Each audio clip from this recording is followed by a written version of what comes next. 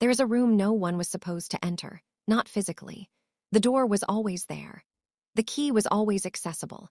But there are rooms that exist only in silence, rooms built not from walls and floors, but from things left unsaid, from decisions made in the dark, from truths folded so carefully over so many years that they began to look like nothing at all. She built that room herself. And she lived in it, quietly, deliberately, completely, while the rest of the world watched only the life she had chosen to show. The precise gestures, the composed expressions, the carefully measured words that revealed everything except the one thing that mattered most. They buried her story, not with a shovel, not in the ground. They buried it with silence, with pressure, with the slow and patient weight of a world that had already decided who she was and had no interest in being wrong. But the truth has a way of surviving. It always does. To understand what was buried, you first have to understand what was built. She did not simply step into public life. She was constructed for it, shaped by circumstance, by expectation, and by an early, profound understanding that the world rewards certain kinds of women and quietly punishes the rest. She learned this young. She learned it before she had the language to name it. And she learned it so thoroughly that by the time the world began watching her, she had already become exactly what it needed her to be: graceful, composed, untouchable. The public image she projected was not dishonest, not exactly. Every gesture was real. Every word was chosen carefully but genuinely. The elegance was not a performance. It was a language she had mastered so completely that it no longer felt like speaking at all. It simply felt like being, and the world adored her for it. She moved through powerful spaces as though she had been born to them, which, in many ways, she had. Power recognizes power. The rooms she entered fell quiet not because she demanded attention, but because she carried a gravity that made silence feel appropriate. There was something in the way she stood, in the way she listened, in the way she chose, with absolute precision, when not to speak, that suggested she understood things others could not yet articulate. People found that both magnetic and unsettling. She was photographed, written about, studied.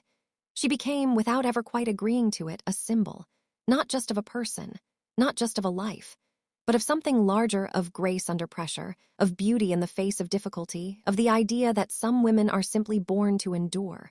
But symbols are not allowed to break, and so the cracks, when they came, had to remain invisible.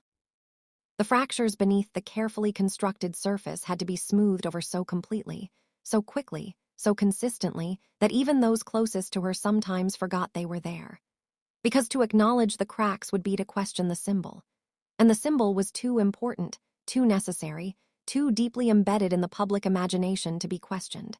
She understood this. She had always understood this. But here is what the photographs never showed. Behind every composed expression was a woman who had learned to carry something alone. Something that began as a small, manageable truth. The kind of thing everyone carries. The kind of thing that seems, at first, like it will resolve itself eventually. It did not resolve. It grew. Not loudly. Not dramatically. It grew the way weight grows on something that is never set down, slowly, invisibly, until the effort of carrying it becomes indistinguishable from the act of breathing. She could not set it down. Not because she lacked the strength. She had strength in quantities most people never develop. But because the truth she carried was not only hers. It was connected to people she loved. To systems she moved within. To a version of reality that entire institutions had built their stability upon. To speak it, to simply say it aloud in a room, would have been to pull a thread that unraveled things far beyond her own life, so she remained silent. And in the silence, she developed something remarkable. A kind of double vision, the ability to exist fully in two realities simultaneously. In public, she was exactly what the world required: present, controlled, inspiring. In private, she lived with something that no amount of composure could completely neutralize. Not grief, exactly. Not regret, exactly. Something older and more complex than either of those words can hold. There were moments when it almost surfaced. A pause in a recorded interview that lasted a fraction of a second too long. A look that crossed her face in a photograph, caught by accident, by a camera pointed at precisely the wrong moment, where something unguarded broke through the surface.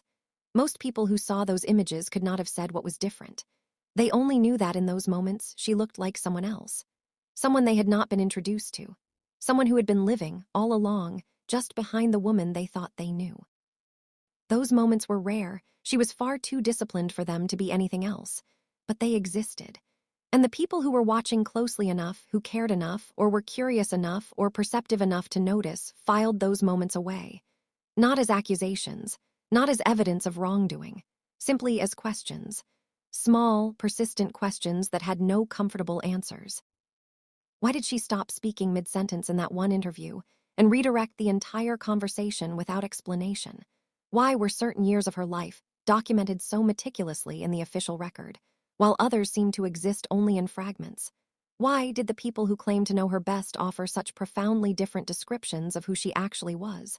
The questions did not need to be spoken aloud to be present. They lived in the spaces between the official narrative, in the gaps, in the silences that no biography ever managed to fill convincingly. If you have followed this far, you already understand that this is not an ordinary story. What comes next is the part they tried hardest to erase, subscribe to silent thrones. Because what we uncover next changes everything you thought you knew. The burial did not happen all at once. That is perhaps the most important thing to understand. Stories are not buried in a single dramatic moment. They are buried gradually, through omission, through redirection, through the slow accumulation of official versions that crowd out everything else until the silence beneath them becomes invisible. It began with the people closest to her, the ones who knew, who understood, at least partially, what she carried, made a collective, unspoken decision that certain things would remain unspoken. Not because they were protecting themselves, although some of them were, but because they believed they were protecting her. Because the truth, if it surfaced, would have been used against her. It would have been weaponized by people who had never once considered her humanity, only her symbolic value. And so the people who cared about her most chose silence as the more merciful option. But silence, however well-intentioned, is never neutral. It is always a choice. And choices have consequences that extend far beyond the moment they are made. The silence that was meant to protect her became, over time, the very thing that made her invisible. Because a woman whose full story cannot be told is not protected. She is erased. The institutions helped, not always through malice, often simply through habit, through the unconscious preservation of narratives that serve existing power structures, archives that were selectively organized, interviews edited before publication, accounts described as definitive while remaining deliberately incomplete. History is written by those who control what is remembered. And those who controlled the record of her life had decided, long before that record was complete, which version of her would survive. The version that survived was beautiful. It was also a reduction. It took a life of extraordinary complexity, a life lived at the intersection of power and vulnerability, of public duty and private anguish, of visible grace and invisible cost, and flattened it into something manageable, something comprehensible, something that fit the space the world had already prepared for her. She became an icon, and icons, by definition, do not have secrets. They do not have contradictions. They do not carry the kind of unresolved, uncomfortable truths that make human beings fully human. Icons are finished, contained, safe. She was none of those things, but she was made to appear as though she was. And the appearance, repeated often enough, in enough different contexts, through enough different voices, eventually displaced the reality it was meant to represent.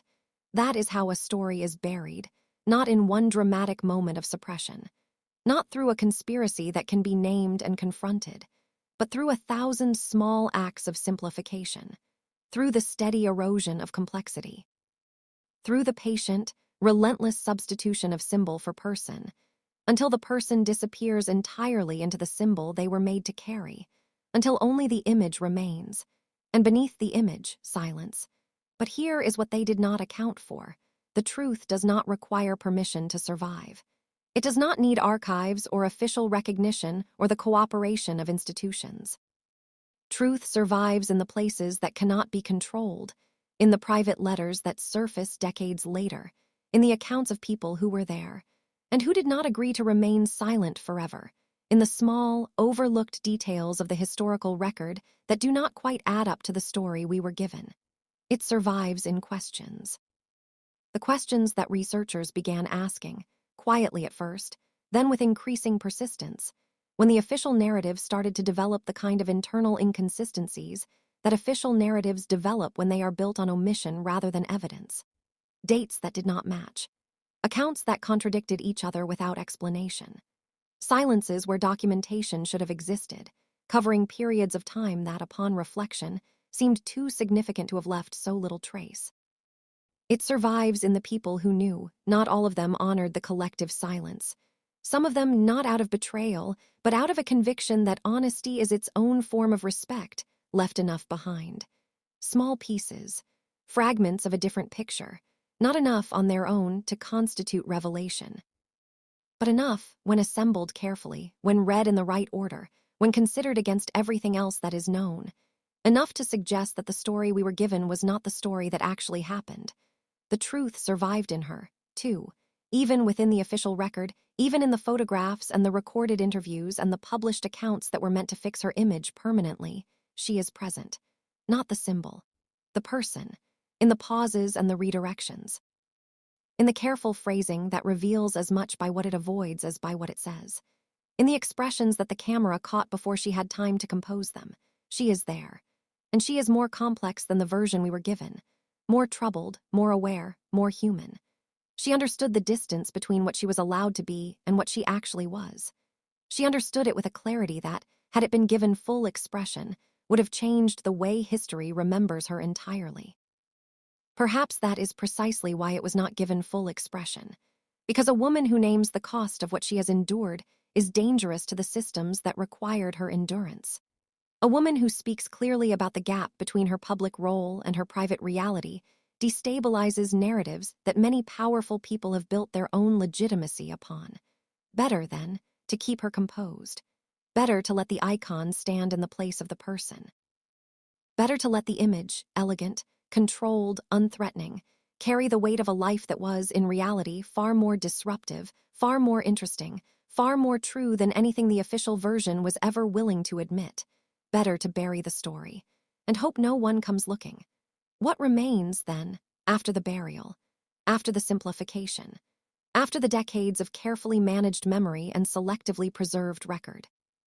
What remains of the woman who was buried inside the symbol they made of her, more than they intended? That is always the answer with women like her. History underestimates the persistence of truth when it is carried by a person who understood exactly what was being done, and who chose, with full awareness, to leave a record anyway. Not an explicit one, not a declaration that would have been suppressed before it could reach anyone who needed to hear it, but a record embedded in the texture of a life, in the choices that did not align with the official narrative, in the moments of visibility that were never fully explained away, in the presence, behind every composed expression, of someone far too intelligent not to know that the truth survives. She knew, she always knew, not that history would correct itself in her favor. She was far too clear-eyed for that kind of optimism, but that the questions would persist, that the gaps would remain visible to anyone looking closely enough, that the symbol they had made of her would eventually prove insufficient to contain the reality it was substituted for. And she was right, because here we are, asking the questions that were never supposed to be asked, following threads that were never supposed to remain visible, finding her, not in the official portraits, not in the celebrated public record, not in the version of her that history decided was safe enough to preserve, but in the spaces between, in the silences, in the weight of what was left unsaid and the extraordinary effort required to leave it that way. That is her story, not the one they buried, not the one they built in its place, but the one that refused, despite everything, to disappear entirely, the one that survived.